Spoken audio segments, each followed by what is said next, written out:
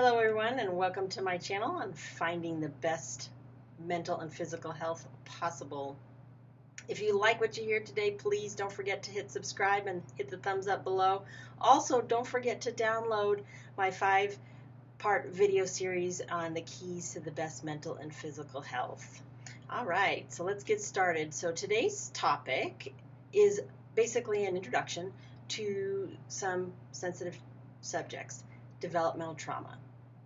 And I'm going to expand this a little bit more in several other series, but I want to talk briefly about developmental trauma and how people heal from that.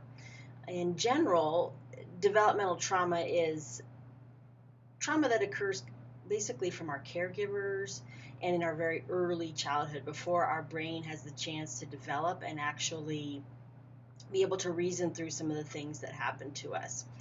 So we're designed, of course, to survive and grow by adapting to our environment. But sometimes our needs are not met in childhood, especially in early childhood, and then these adaptations turn into survival styles of being.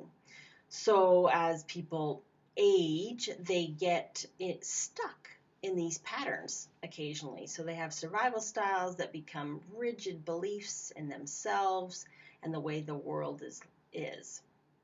And initially, these adaptations are really useful, but then they kind of become self-imposed prisons, causing problems in relationships and throughout their lives.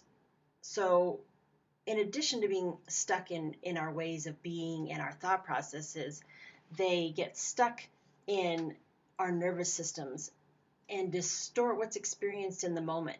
They become basically the rose-colored glasses through which we observe the world. So reflecting on that and learning what those are and helping create a more adaptive framework is basically the underpinnings of healing developmental trauma.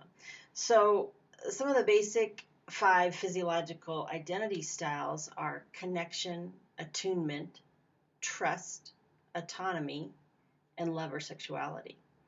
So, and each one of these has a different developmental age and starts with a shame identification and then a pride identification as a way to counteract those negative feelings that come out with the shame identification. So those things and that conflict between those causes that emotional dysregulation that sometimes people feel, and it results in depression, anxiety, panic, relational difficulties sitting with their emotions and knowing what's normal. So further on in this series, we're going to get into each one of those styles a little bit more in depth to kind of explore what those mean and what they look like and how those specifically can be healed. But in general, there are a significant amount of therapies out there that can actually address all of these things.